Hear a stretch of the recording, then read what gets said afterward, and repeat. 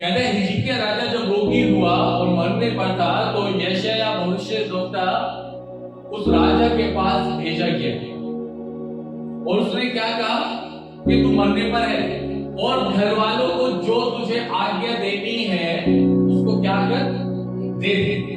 अपने परिवार को जो तुझे बोलना है, जो सिखाना है, जो कहना है कि ये मैं मरने पर हूँ बेटा, मेरी बेटी, मेरी पत्नी, मैं मरने पर हूँ। कहेंगे अरे क्यों?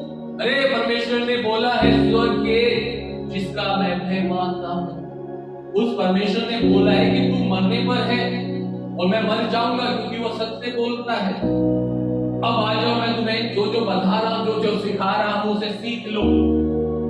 बड़ा ही एक दुखदायक वचन उसके जीवन में पहुंचा और उसने इसकी बजाय क्या किया?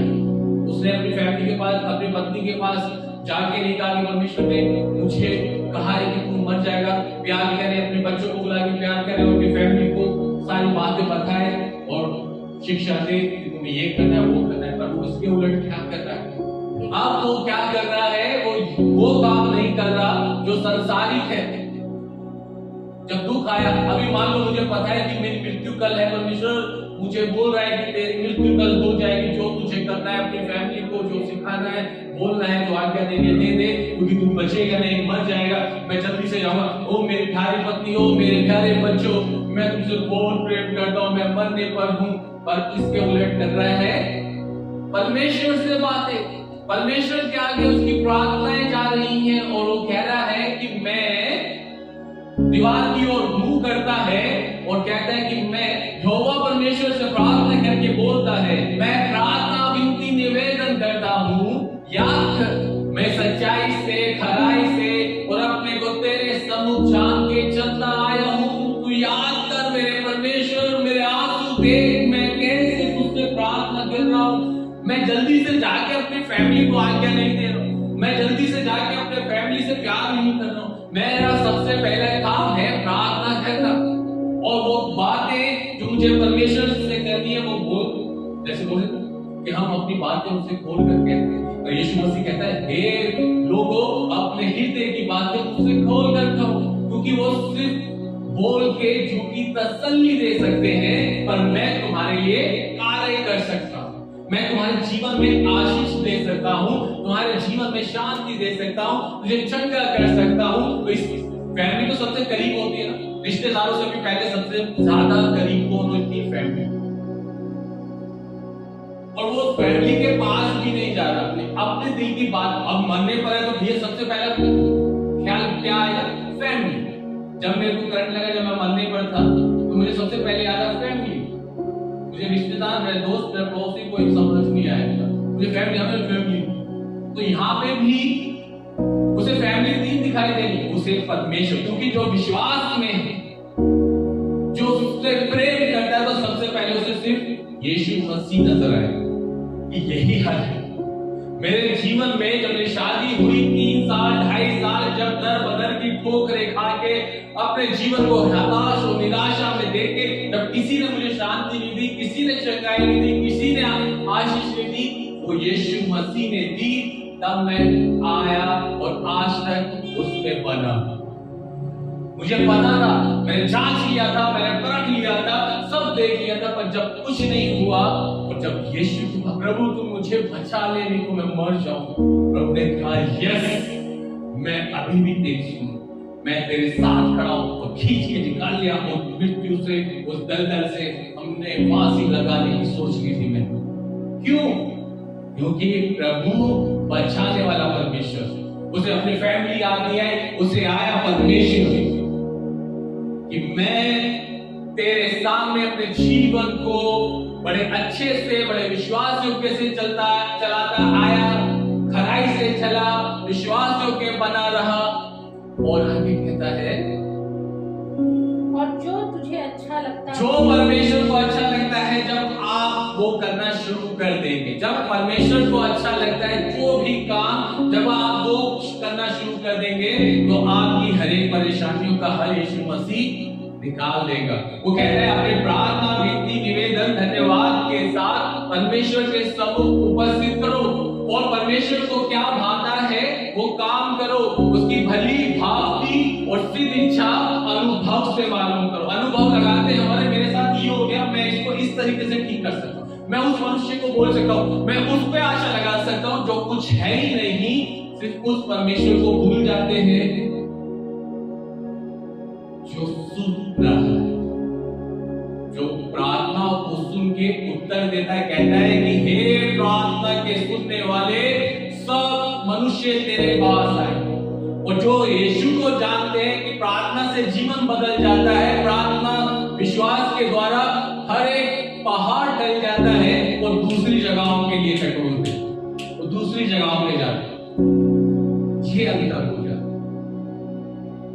जो है वो दूसरी जगह चले जाते हैं, और जिनके पास बचाव के पास कोई आशा ही नहीं है, उनको फिर परमेश्वर कहते हैं आ जाओ, अब तेरे ऊपर काम करता हूं। और फूट फूट कर रोए हैं, हम दूसरों के सामने जाके दुख बताते हैं, उनके आगे और वो कुछ नहीं कर सकते। पर जब आप यीशु मसीह के सामने प्रार्थनाओं में आंसू बहाते हैं, वो कुप्पी को खोलता है और आंसुओं को भर देता है। कहता है तेरे आंसू मेरे लिए बहुत कीमती और मूल्य है। वो हमारा मजाक नहीं, वो हमें हम दूसरों को बताते हैं जो कुछ कर ही नहीं सकते ना, उस नाशवान मनुष्य पे भरोसा रखते हैं, उस नाशवान मनुष्य को सारी कहानी खोल के बता, उस परमेश्वर को नहीं जान के भी उसके आगे अपनी प्रार्थनाओं का जीवन नहीं रखते। वो प्रार्थना कहता है, प्रार्थना जय लाती है, प्रार्थना से सब कुछ हो सकता है। विश्वास की प्रार्थना के द्वारा रोगी बच जाएगा, सब कुछ हो सकता है।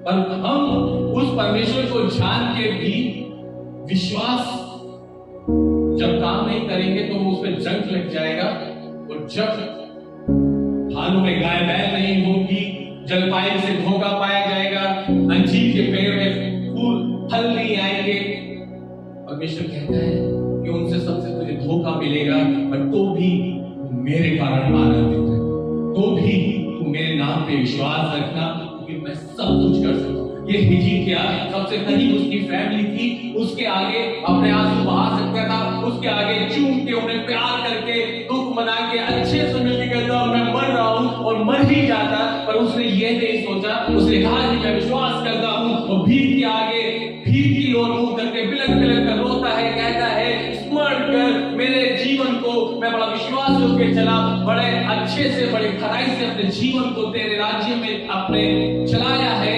अब तू मुझ पे क्या कर दया कर। तब ऐसा हुआ, विस्फोट हो गया, उसकी उस प्रार्थना का एक ज्वालामुखी फटा और परमेश्वर ने उसको देखा। क्या देखा परमेश्वर ने? कोठरी में प्रार्थना कर रहा था, परमेश्वर ने उसके आंसू देखे, परमेश्वर ने उसकी प्रार्थना को सुना। क्यों? क्योंकि वो विश्वास योग्य था। मृत्यु हमारे जीवन में आएगी, पर अगर आपका भरोसा, आपका विश्वास यीशु मसीह पर है, वो उसको पलट देगा, उसको जीवन में बदल देगा। कंगाली, निर्धनता और निराशा आपके जीवन में आएगी, जब आपका भरोसा यीशु मसीह पर है तो उसको बदल देगा। क्योंकि कहता है विश्वास की जब प्रार्थना करोगे तो पहाड़ को उठाओगे कि समुद्र में जा गिर तो हो जाएगा। पर ये सारे वचन क्या सिर्फ बोलने के लिए है, आमीन टाइप करने के लिए है? सिर्फ अमल में लेकर आइए अपने जीवन में। ये वचन पूरा होते हुए देखेंगे, भरोसा अपने आप में बना के रखें, बहुत अच्छी बात है वो। इसके आगे वो यहाँ पे कहता है कि यहोवा कहते हैं कि मैंने तेरी प्रार्थना सुनी और तेरे आंसू देखे, मैं तुझे क्या कर रहा हूँ? अब चंगा कर रहा हूँ। और एक और बड़ी खूबसूरत बात है, जब मैं तुझे चंगा कर रहा हूँ, जब मैं तेरे को आशीष दे रहा हूँ, जब तेरे काम को मैं बढ़ा रहा हूँ, तो लिखा है वचन में, परसों तू परमेश्वर यहोवा के भवन में जाएगा। परसों भवन में जाने की बड़ी इच्छा थी उसकी। हिजकिय्याह जो था वो परमेश्वर के भवन में जाया करता था, और वो जब चंगा होने के लिए परमेश्वर ने उसे बोल दिया कि मैं तुझे चंगा करता हूं, तेरे आंसू देके मैंने तेरे प्रार्थना को सुना है और तू परसों मेरे भवन में जाए। कितनी खूबसूरत बात। परमेश्वर उसको कह रहा है कि तू मेरे भवन में जाएगा, तू मरेगा नहीं। अगर वो अपनी फैमिली को सारी बात कहो, मेरी फैमिली में बहुत बोल रहे, वो मर ही जाता, वो उसके भवन में नहीं जा पाता।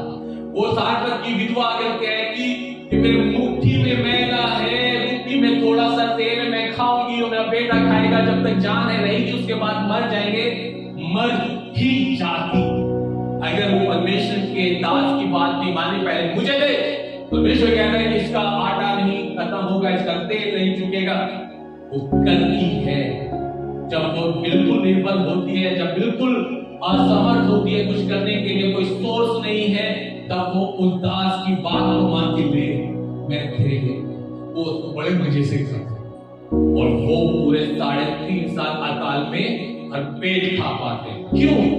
जब आप वचन को करना शुरू करेंगे तो इसमें जीवन है, ये जीवन आप में उतर जाएगा।